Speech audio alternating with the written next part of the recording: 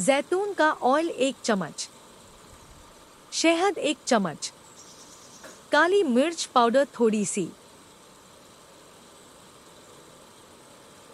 शीशे और प्लास्टिक का बर्तन यूज नहीं करें। अच्छे से मिक्स कर लें और 1 चम्मच सुबह और शाम इस्तेमाल करें। कवर कर लें। दोबारा मिक्स करें जब भी इस्तेमाल करें।